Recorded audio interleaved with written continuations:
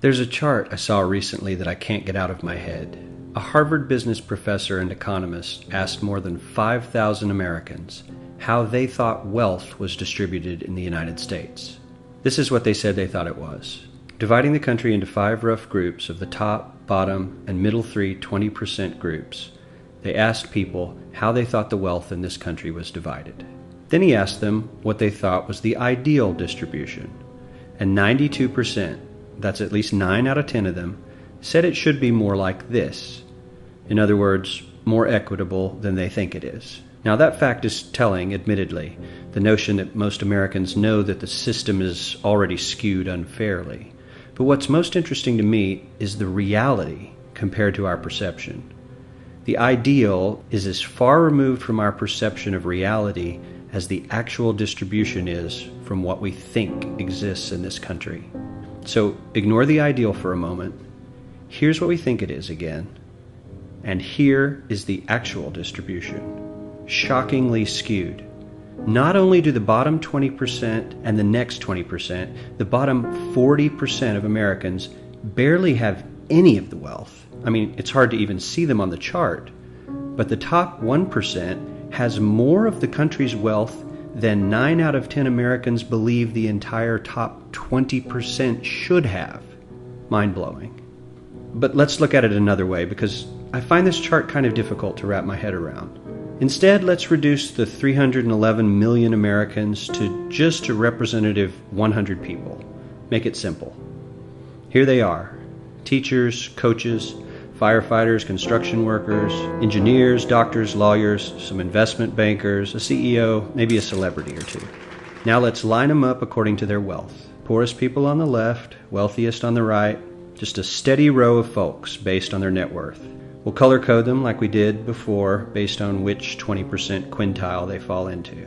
Now let's reduce the total wealth of the United States, which was roughly $54 trillion in 2009, to this symbolic pile of cash. And let's distribute it among our 100 Americans. Well, here's socialism, all the wealth of the country distributed equally. We all know that won't work. We need to encourage people to work and work hard to achieve that good old American dream and keep our country moving forward. So, here's that ideal we asked everyone about.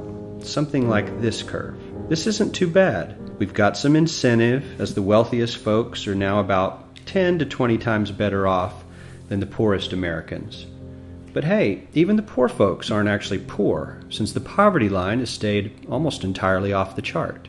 We have a super healthy middle class with a smooth transition into wealth. And yes, Republicans and Democrats alike chose this curve. 9 out of 10 people, 92%, said this was a nice, ideal distribution of America's wealth. But let's move on. This is what people think America's wealth distribution actually looks like. Not as equitable, clearly, but for me, even this still looks pretty great. Yes, the poorest 20 to 30% are starting to suffer quite a lot compared to the ideal, and the middle class is certainly struggling more than they were, while the rich and wealthy are making roughly 100 times that of the poorest Americans, and about 10 times that of the still healthy middle class. Sadly, this isn't even close to the reality. Here is the actual distribution of wealth in America. The poorest Americans don't even register. They're down to pocket change, and the middle class is barely distinguishable from the poor. In fact, even the rich between the top 10 and 20 percentile are worse off. Only the top 10% are better off. And how much better off? So much better off that the top 2 to 5% are actually off the chart at this scale. And the top 1%, this guy, well, his stack of money stretches 10 times higher than we can show. Here's his stack of cash, restacked, all by itself. This is the top 1% we've been hearing so much about. So much green in his pockets that I have to give him a whole new column of his own, because he won't fit on my chart. 1% of America has 40% of all the nation's wealth. The bottom 80%, 8 out of every 10 people, or 80 out of these 100, only has 7% between them. And this has only gotten worse in the last 20 to 30 years. While the richest 1% take home almost a quarter of the national income today, in 1976 they took home only 9%, meaning their share of income has nearly tripled in the last 30 years. The top 1% own half the country's stocks, bonds, and mutual funds. The bottom 50% of Americans own only 0.5% of these investments, which means they aren't investing. They're just scraping by.